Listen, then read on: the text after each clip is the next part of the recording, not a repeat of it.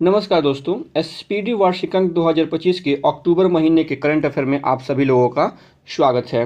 इस वीडियो में आज हम अक्टूबर महीने के तमाम राष्ट्रीय, अंतर्राष्ट्रीय पुरस्कार, सम्मान, आर्थिक एवं खेल संबंधित समसामयिकी को 100 एमसीक्यू के माध्यम से सॉल्व करेंगे। यह वीडियो आगामी प्रतियोगी परीक्षाएं जैसे Bihar SI, UPSI, BSSC, Bihar CGL 4 इत्यादि एक दिवसीय परीक्षाओं के लिए बेहद ही महत्वपूर्ण है। तो चलिए आज के सेशन को शुरू करते हैं, लेकिन इससे पहले आप सभी लोगों से एक छोटी सी रिक्वेस्ट है कि अगर वीडियो पसंद आए तो प्लीज़ वीडियो को लाइक करें, चैनल को सब्सक्राइब तथा वीडियो को ज़्यादा से ज़्यादा अपने फ्रेंड सर्कल में शेयर जरूर करें। तो चलिए शुरू करते हैं आज का सेशन। आज के सेशन का पहला प्रश्न है, इच्छा मृत्यु को वैध करने वाला लैटिन अमेरिका का पहला देश कौन बना है? तो इसका सही आंसर हो जाएगा विकल्प सी, यह उरुग्वे बना है। विकल्प सी इस प्रश्न का सही आंसर हो जाएगा। अगर बात करें उरुग्वे की राजधानी की, तो इसकी राजधानी मोंटेवीडियो इसकी राजधानी है तथा इसकी करेंसी उरुग्वियन पेसो है। उरुग्वे की राजधानी मोंटेवीडियो है और इसकी करेंसी उरुग्वेयन पेसो है। तो विकल्प सी इस प्रश्न का सही आंसर हो जाएगा। अगला प्रश्न है कि चर्चा में रहा रक्षम चित्रकूल वन्यजीव अभयारण्य कहाँ स्थित है? तो रक्षम चित्रकूल वन्यजीव अभयारण्य यह हिमाचल प्रदेश में स्थित है। विकल्प सी जो है इस प्रश्न का सही आंसर हो जाएगा। अगर बात करें कि यह चर्चा में क्यों रहा है यह अभयारण्य, तो अक्टूबर 2025 में इस अभयारण्य में एक अंतर्राष्ट्रीय पक्षी दर्शन कार्यक्रम आयोजित किया गया था, जिसमें कि 15 देशों के प्रतिभागियों ने भाग लिया और 35 से अधिक पक्षियों की प्रजातियों को इसमें दिखाया गया था। तो विकल्प सी इस प्रश्न का सही आंसर हो जाएगा। हिमाचल प्रदेश में रक्षम चित्रकूल वन्यजीव अभयारण्य पड़ता है। अगर बात करें हिमाचल प्रदेश के मुख्यमंत्री की, तो सुखविंदर सिंह सुक्खू हिमाचल प्रदेश के मुख्यमंत्री हैं। यहाँ के गवर्नर कौन है? शिव प्रताप शुक्ल यहाँ के गवर्नर हैं। चलिए अगला प्रश्न देख लेते हैं। भारत द्वारा विकसित पहली स्वदेशी एंटीबायोटिक का नाम क्या है? तो इसका नाम है नेफ्रोथोमाइसिन। विकल्प सी इस प्रश्न का सही आंसर हो जाएगा। भारत द्वारा विकसित पहली स्वदेशी एंटीबायोटिक का नाम है नेफ्रोथोमाइसिन। चलिए अगला प्रश्न देख लेते हैं। फीफा वर्ल्ड कप के लिए क्वालिफाई करने वाला दुनिया का दूसरा सबसे छोटा कौन देश है? तो दुनिया का दूसरा सबसे छोटा देश है केप वर्दे। विकल्प बी इस प्रश्न का सही आंसर हो जाएगा। तो यहाँ पे दूसरा का तो नाम बता दिया गया केप वर्दे। अगर बात की जाए कि पहली सबसे छोटा पहला देश कौन है, तो वो आइसलैंड है। तो विकल्प बी इस प्रश्न का सही आंसर है। चलिए अगला प्रश्न देख लेते हैं। दुनिया की एयरफोर्स पावर की रैंकिंग में भारत कौन से स्थान पे है? तो भारत इसमें तीसरे स्थान पे है। विकल्प बी इस प्रश्न का सही आंसर हो जाएगा। तो भारत इसमें तीसरे स्थान पे है। तो इसके अलावा अगर देखिएगा कि पहले दूसरे स्थान पे कौन है, तो पहले स्थान पे यूएसए है, दूसरे स्थान पे रूस है, तीसरे स्थान पे तो भारत हो गया और चौथे स्थान पे चाइना है। तो एक बार फिर से सुन लीजिए। पहले स्थान पे यूएसए है, दूसरे स्थान पे रूस है, तीसरे स्थान पे इंडिया और चौथे स्थान पे चाइना है। तो विकल्प बी इस प्रश्न का सही आंसर है। चलिए अगला प्रश्न देखते हैं। State of finance for forest 2025 report किसके द्वारा जारी की गई है? तो यह रिपोर्ट जो है यूएनईपी के द्वारा जारी किया गया है। विकल्प सी इस प्रश्न का सही आंसर हो जाएगा। यूएनईपी अर्थात यूनाइटेड नेशन इन्वायरमेंट प्रोग्राम इसका पूरा नाम होता है। यूनाइटेड नेशन इन्वायरमेंट प्रोग्राम, अगर हिंदी में बात करें तो संयुक्त राष्ट्र पर्यावरण कार्यक्रम इसका पूरा नाम होता है। यह संयुक्त राष्ट्र की एक प्रमुख संस्था है जो वैश्विक पर्यावरण के मुद्दों पर नेतृत्व प्रदान करती है तथा इसकी स्थापना की बात करें तो यूएनईपी की स्थापना जून 1972 में इसकी स्थापना हुई थी और इसका हेडक्वार्टर जो है केन्या की नैरोबी में, केन्या के नैरोबी में इसका हेडक्वार्टर है। तो विकल्प सी जो इस प्रश्न का सही आंसर हो जाएगा। अगर बात करें आईएमएफ के हेडक्वार्टर का, तो इसका हेडक्वार्टर कहाँ है? वाशिंगटन डीसी यूएसए में आईएमएफ का हेडक्वार्टर है। तो विकल्प सी इस प्रश्न का सही आंसर है। चलिए अगला प्रश्न देख लेते हैं।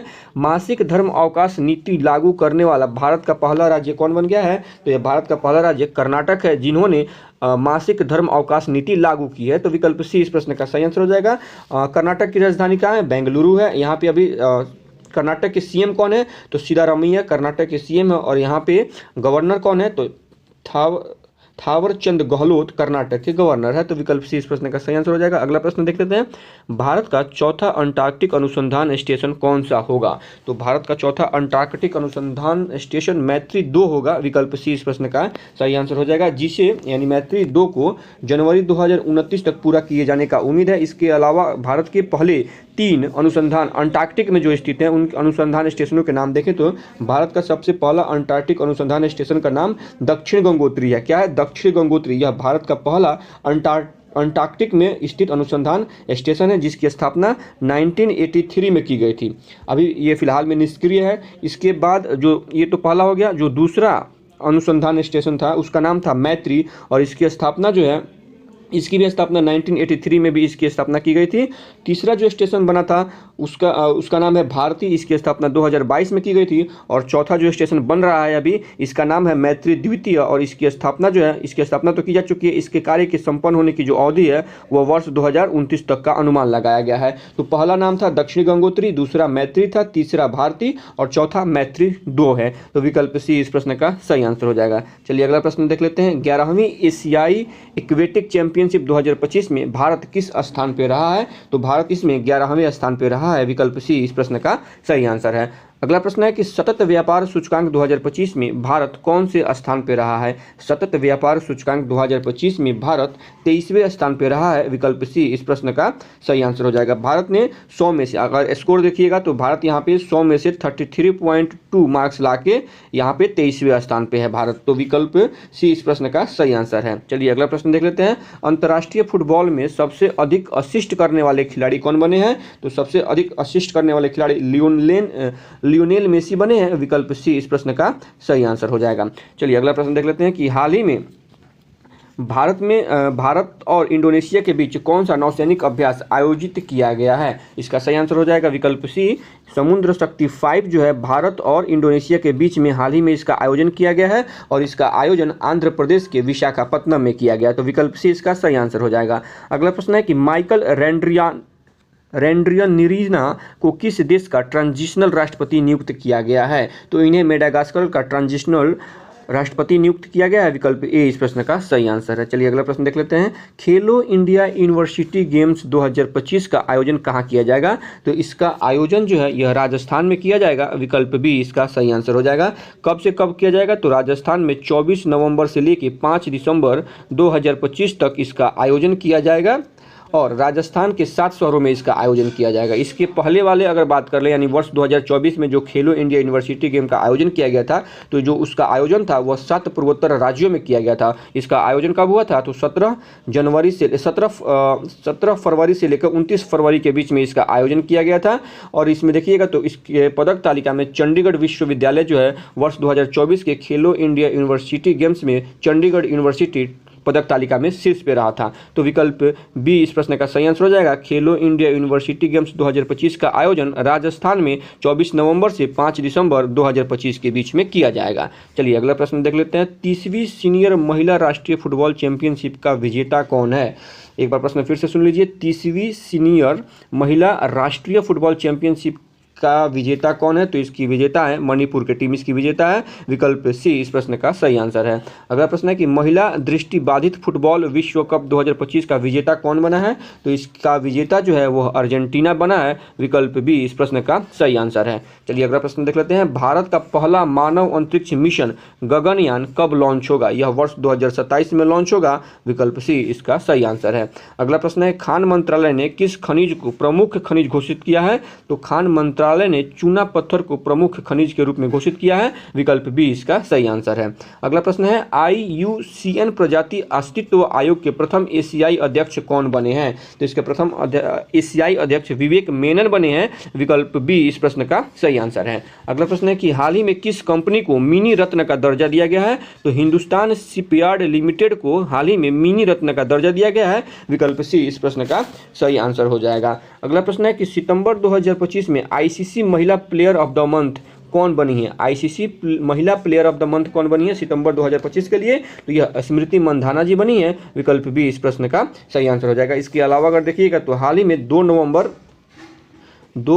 2025 को ICC महिला एक दिवसीय क्रिकेट वर्ल्ड कप का फाइनल मैच का आयोजन जो था, वो फाइनल मैच सबसे पहले किसके बीच हुआ था? तो final match India versus south Africa के बीच ये फाइनल मैच खेला गया था। और कहाँ हुआ था यह मैच? तो मुंबई के DY पाटिल स्टेडियम में यह मैच खेला गया था, जिसमें भारत की वुमेन्स टीम ने साउथ अफ्रीका की वुमेन्स टीम को 52 रनों से हराकर, कितने रनों से? 52 रनों से हराकर अपना पहला विश्व का कप खिताब जीता है। और इस पूरे टूर्नामेंट में देखिएगा तो यानी वुमेन जो वर्ल्ड कप 2025 का खेला गया है, इस पूरे सीरीज में देखिएगा तो दीप्ति शर्मा को प्लेयर ऑफ द सीरीज तथा शेफाली वर्मा को प्लेयर ऑफ द मैच, यानी जो फाइनल मैच हुआ था DY पाटिल स्टेडियम में, उसके लिए प्लेयर ऑफ द मैच का जो अवार्ड था वो शेफाली वर्मा जी को दिया गया था। और दीप्ति शर्मा को क्या दिया गया है? प्लेयर ऑफ द सीरीज दिया गया है, और शेफाली वर्मा को प्लेयर ऑफ द मैच का अवार्ड दिया गया है? तो विकल्प बी इस प्रश्न का सही आंसर हो जाएगा। सितंबर 2025 में आईसीसी महिला प्लेयर ऑफ द मंथ का अवार्ड स्मृति मंधाना जी को दिया गया है।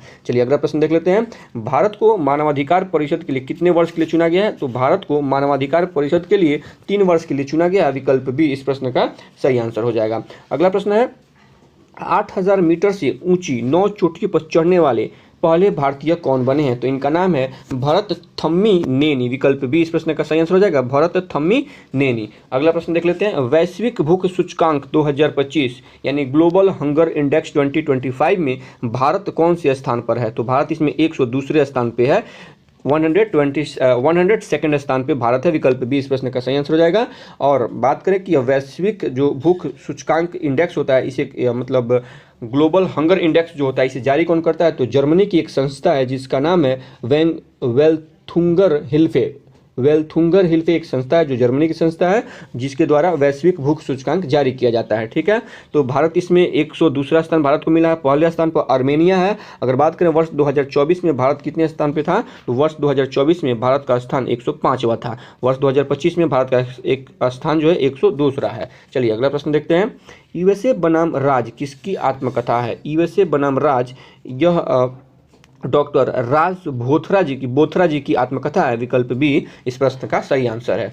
अगला प्रश्न है। इंडिया ने हाल में किस देश के लिए डाक सेवा फिर से शुरू की है? इंडिया ने हाल में किस देश के लिए डाक सेवा फिर से शुरू की है? तो डाक सेवा यह जो है अमेरिका के लिए शुरू किया गया है। विकल्प बी इस प्रश्न का सही आंसर है। अगला प्रश्न है कि आरबीआई के अनुसार सबसे अधिक यूपीआई ट्रांजैक्शन वाला राज्य कौन है? तो सबसे ज़्यादा ट्रांजैक्शन वाला राज्य कौन है? तेलंगाना है। विकल्प सी इस प्रश्न का सही आंसर हो जाएगा। इससे संबंधित कुछ अन्य फैक्ट्स को देख लें तो तेलंगाना की राजधानी हैदराबाद है। यहाँ के सीएम अभी कौन है? तो रेवंत रेड्डी यहाँ के सीएम है और यहाँ के गवर्नर जिष्णु देव शर्मा यहाँ के गवर्नर हैं। तो विकल्प सी इस प्रश्न का सही आंसर हो जाएगा। अगला प्रश्न है 16वें वित्त आयोग का कार्यकाल कब तक बढ़ा दिया गया है? तो 16वें आयोग का जो वित्त कार्यकाल है वो 30 नवंबर 2025 तक के लिए बढ़ा दिया गया है। विकल्प बी इस प्रश्न का सही आंसर हो जाएगा। 16वें वित्त आयोग के अध्यक्ष कौन है? तो डॉक्टर अरविंद पनगड़िया 16वें वित्त आयोग के अध्यक्ष हैं। चलिए अगला प्रश्न देख लेते हैं। दिल्ली सरकार ने किस क्षेत्र को आरक्षित वन घोषित किया है? तो दक्षिणी रिज को दिल्ली सरकार ने आरक्षित वन घोषित किया है। विकल्प बी इसका सही आंसर हो जाएगा।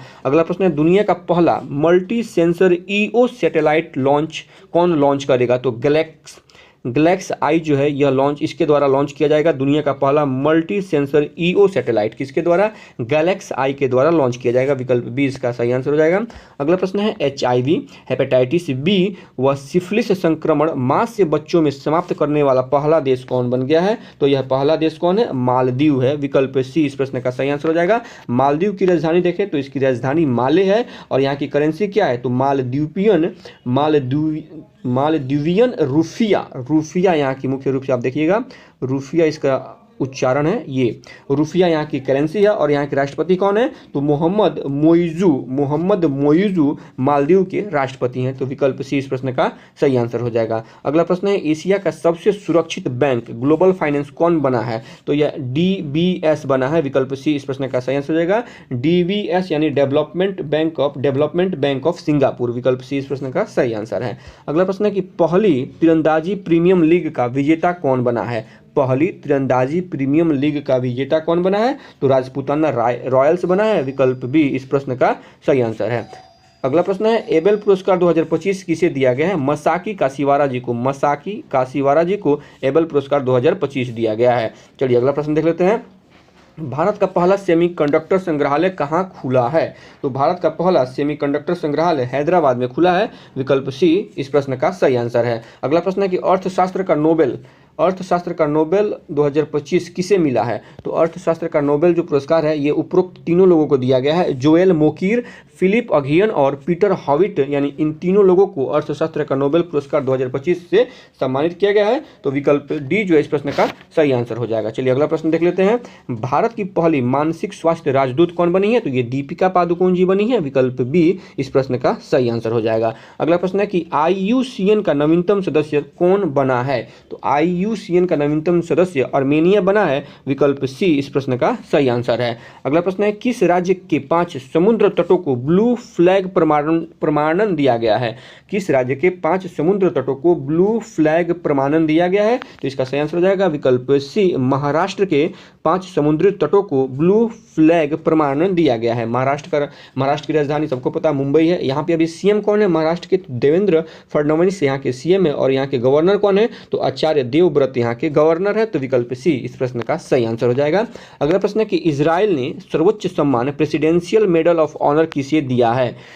इजराइल ने सर्वोच्च सम्मान presidential medal of honour Donald Trump को दिया है। विकल्प बी इस प्रश्न का सही आंसर है। चलिए अगला प्रश्न देखते हैं, guardians of the wild report किसने जारी की है? Guardians of the wild report यह कृतिवर्धन सिंह के द्वारा जारी किया गया है। विकल्प सी इस प्रश्न का सही आंसर है। अगला प्रश्न है, आदर्श युवा ग्राम सभा पहल किस मंत्रालय ने शुरू की है? तो यह पहल पंचायती राज मंत्रालय के द्वारा शुरू किया गया है। पंचायती राज मंत्रालय के द्वारा आदर्श युवा ग्राम सभा की पहल जो है वो शुरू की गई है। अगला प्रश्न है कि मरुस्थलीय मृदा निर्माण तकनीक से गेहूं की खेती किस राज्य में हुई है? तो यह राजस्थान में हुई है। विकल्प बी इस प्रश्न का सही आंसर है। चलिए अगला प्रश्न देखते हैं, ग्लोबल फिनटेक फेस्ट 2025 किस शहर में आयोजित हुआ है? तो यह मुंबई में आयोजित हुआ है। इसका सही आंसर हो जाएगा विकल्प बी, मुंबई में ग्लोबल फिनटेक फेस्ट 2025 का आयोजन किया गया था। चलिए अगला प्रश्न है कि 17वें फिल्म फेयर अवार्ड में बेस्ट एक्टर का पुरस्कार किसे दिया गया है? तो बेस्ट एक्टर का पुरस्कार कार्तिक आर्यन और अभिषेक बच्चन जी को दिया गया है। इस प्रकार विकल्प डी इस प्रश्न का सही आंसर हो जाएगा। अगला प्रश्न है कि भारत का पहला सौर ऊर्जा से संचालित चिड़ियाघर किस राज्य में बनेगा? प्रश्न एक बार फिर से सुन लीजिए, भारत का पहला सौर ऊर्जा से संचालित चिड़ियाघर किस राज्य में बनेगा? तो यह चिड़ियाघर कर्नाटक राज्य में बनेगा। विकल्प सी इस प्रश्न का सही आंसर है। अगला प्रश्न है कि टी डोम वायु रक्षा प्रणाली किस देश ने विकसित की है? टी डोम वायु रक्षा प्रणाली किस देश ने विकसित की है? तो यह वायु रक्षा प्रणाली ताइवान के द्वारा विकसित की गई है। विकल्प बी इस प्रश्न का सही आंसर हो जाएगा। इसके अलावा देखिएगा तो इजराइल की वायुसेना प्रणाली का नाम है आयरन डोम। इजराइल की वायुसेना प्रणाली का नाम है आयरन डोम और ताइवान की वायु रक्षा प्रणाली का नाम क्या है? टी डोम। तो विकल्प बी इस प्रश्न का सही आंसर हो जाएगा। चलिए अगला प्रश्न देख लेते हैं, वन्य जीव अधिनियम 1972 में संशोधन करने वाला पहला राज्य कौन बना है? तो इसमें संशोधन करने वाला केरल जो है यह पहला राज्य बना है जिसने वन्य जीव अधिनियम 1972 में क्या किया? पहली बार संशोधन किया है। इसके बाद अगला प्रश्न है कि मिसेज यूनिवर्स का खिताब जीतने वाली पहली भारतीय कौन बनी है? तो मिसेज यूनिवर्स पूछा जा रहा है, जबकि लारा दत्ता, मानुषी छिलर और सुष्मिता सेन इन्होंने क्या जीता? मिस यूनिवर्स का खिताब जीता है। लेकिन यहाँ पे विकल्प ए जो इस प्रश्न का सही आंसर हो जाएगा, शेरी सिंह जी ने मिसेज यूनिवर्स का खिताब जीता है। विकल्प ए इस प्रश्न का सही आंसर है। चलिए अगला प्रश्न देख लेते हैं, नोबेल का शांति पुरस्कार 2025 किसे दिया गया है? तो नोबेल का शांति पुरस्कार जो है यह मारिया कोरिना मचाडो जी को दिया गया है। विकल्प बी इस प्रश्न का सही आंसर है। अगला प्रश्न है कि अंतर्राष्ट्रीय पर्पल फेस्टिवल 2025 का आयोजन कहाँ हुआ है? अंतर्राष्ट्रीय पर्पल फेस्टिवल 2025 का आयोजन पणजी में किया गया था। विकल्प बी इस प्रश्न का सही आंसर है। अगला प्रश्न है कि इंदिरा 2025 सैन्य अभ्यास भारत और किस देश के बीच में हुआ है? तो भारत और रूस के बीच में इंदिरा सैन्य अभ्यास होता है। विकल्प सी इस प्रश्न का सही आंसर हो जाएगा। इंदिरा 2025 सैन्य अभ्यास भारत और रूस के बीच में आयोजित हुआ था या संपन्न हुआ है। अगला प्रश्न है कि भारत की पहली चीता सफारी कहां शुरू की गई है? तो भारत की पहली चीता सफारी कूनो राष्ट्रीय उद्यान में शुरू किया गया है। विकल्प सी इस प्रश्न का सही आंसर है। कूनो राष्ट्रीय उद्यान में भारत की पहली चीता सफारी शुरू की गई है। अगला प्रश्न है, टाइम्स 100 नेक्स्ट सूची में शामिल एकमात्र भारतीय क्रिकेटर कौन है? तो इनका नाम है यशस्वी जायसवाल। विकल्प बी इस प्रश्न का सही आंसर हो जाएगा। टाइम्स 100 नेक्स्ट सूची में एकमात्र भारतीय क्रिकेटर यशस्वी जायसवाल जी का नाम शामिल किया गया है। अगला प्रश्न है, दुनिया का पहला लाइव अंडर वाटर इंटरव्यू किस देश ने आयोजित किया है? दुनिया का पहला लाइव अंडर वाटर इंटरव्यू किस देश ने आयोजित किया है? तो यह इंटरव्यू पलाऊ के द्वारा आयोजित किया गया था। विकल्प बी इस प्रश्न का सही आंसर है। चलिए अगला प्रश्न देख लेते हैं, साहित्य का नोबेल पुरस्कार वर्ष 2025 में किसे दिया गया है? साहित्य का नोबेल पुरस्कार किसे दिया गया है? लासलो क्रासजाना होरकाई जी को साहित्य का नोबेल पुरस्कार 2025 से सम्मानित किया गया है। विकल्प सी इस प्रश्न का सही आंसर है। अगला प्रश्न है, भारत का पहला electric truck battery swapping station कहाँ खोला गया? है। भारत का पहला electric truck battery swapping station कहाँ खोला गया है? तो यह स्टेशन सोनीपत में खोला गया है। विकल्प बी इस प्रश्न का सही आंसर है। चलिए अगला प्रश्न देख लेते हैं। अपनी पहली राष्ट्रीय बाल सुरक्षा नीति किस देश ने शुरू की है? अपनी पहली राष्ट्रीय बाल सुरक्षा नीति किस देश ने शुरू की है? तो यह जो नीति है फिजी के द्वारा शुरू किया गया है। विकल्प बी इस प्रश्न का सही आंसर है।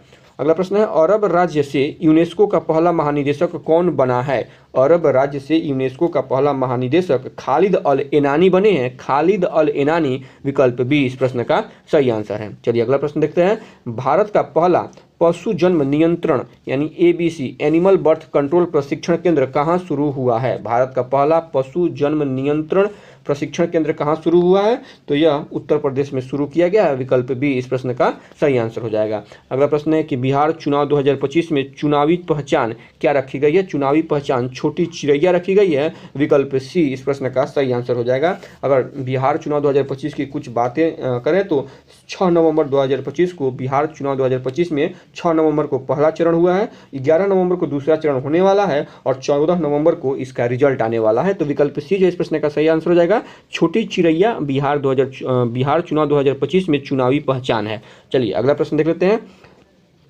विल्डथॉन 2025 विल्डथॉन 2025 के ब्रांड एम्बेसडर कौन हैं? तो इसके ब्रांड एम्बेसडर कौन है? शुभांशु शुक्ला जी हैं। विकल्प बी इस प्रश्न का सही आंसर हो जाएगा। एक्सियोम 4 मिशन में भारत की तरफ से जाने वाले एक यह अंतरिक्ष यात्री थे जिन्होंने क्या पायलट का कार्य किया था। तो विकल्प बी जो है इस प्रश्न का सही आंसर हो जाएगा। अगला प्रश्न है, मेरा होऊ चुंगबा उत्सव जो है यह किस राज्य में मनाया जाता है? तो यह उत्सव मणिपुर राज्य में मनाया जाता है। विकल्प सी इस प्रश्न का सही आंसर हो जाएगा। चलिए अगला प्रश्न देखते हैं। रसायन का नोबेल पुरस्कार किसे दिया गया है? रसायन का नोबेल पुरस्कार 2025 किसे दिया गया है? तो उपरोक्त में से सभी लोगों को दिया गया है, यानी सुसुमु कितागावा, रिचर्ड रॉबसन और उमर ए यागी जी को रसायन का नोबेल पुरस्कार 2025 से सम्मानित किया गया है। चलिए अगला प्रश्न देख लेते हैं।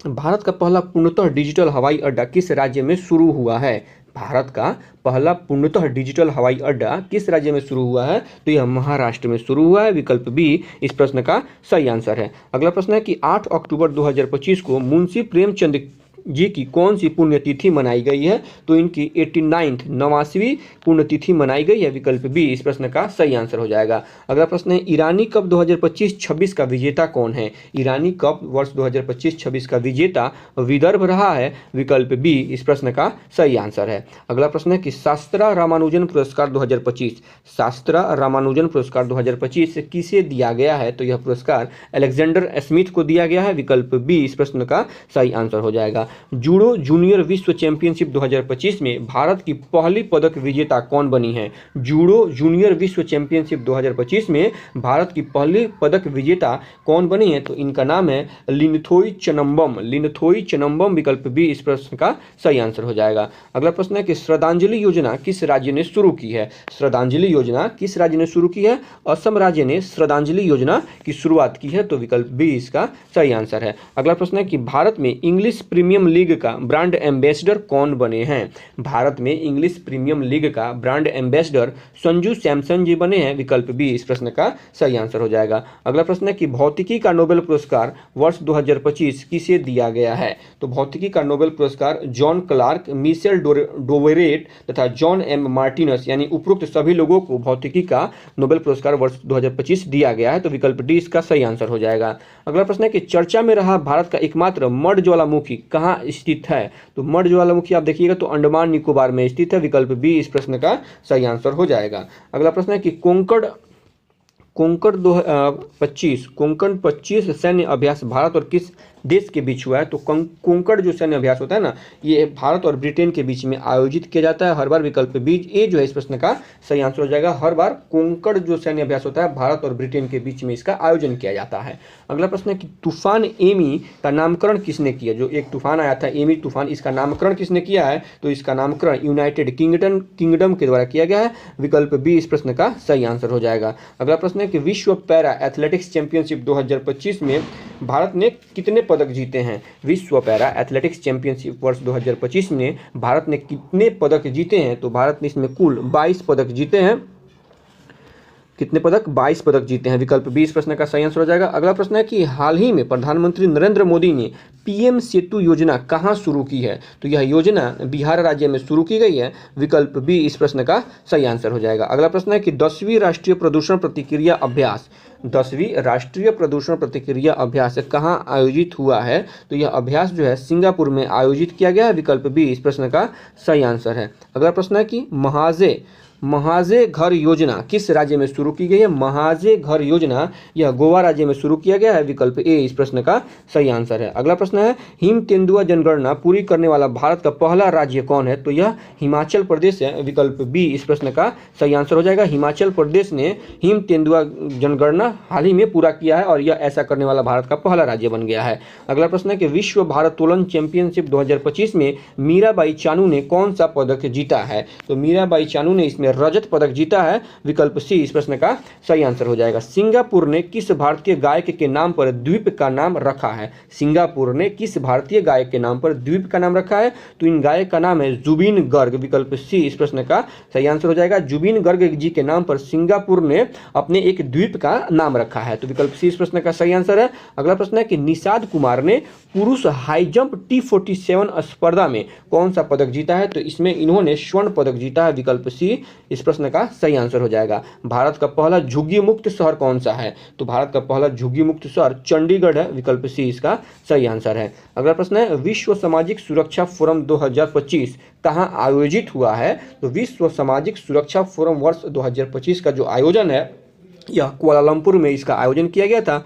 विकल्प बी इसका सही आंसर है। अगला प्रश्न है कि एशियाई टेबल टेनिस चैंपियनशिप 2025 के ब्रांड एम्बेसडर कौन है? एशियाई टेबल टेनिस चैंपियनशिप वर्ष 2025 के ब्रांड एम्बेसडर का नाम बताना है। तो इनके ब्रांड एम्बेसडर शरत कमल जी हैं। विकल्प बी इस प्रश्न का सही आंसर है। अगला प्रश्न है वैश्विक डिजिटल नोमैड रिपोर्ट 2025 वैश्विक डिजिटल नोमैड रिपोर्ट 2025 में भारत को कौन सा स्थान दिया गया है? तो इसमें भारत को 38वां स्थान दिया गया है। विकल्प ए इस प्रश्न का सही आंसर हो जाएगा। अगला प्रश्न है कि 11वां विश्व हरित अर्थव्यवस्था शिखर सम्मेलन कहाँ हुआ है? 11वां विश्व हरित अर्थव्यवस्था शिखर सम्मेलन का आयोजन कहाँ किया गया था? इसका आयोजन दुबई में किया गया था। विकल्प सी इस प्रश्न का सही आंसर है। चलिए अगला प्रश्न देखते हैं।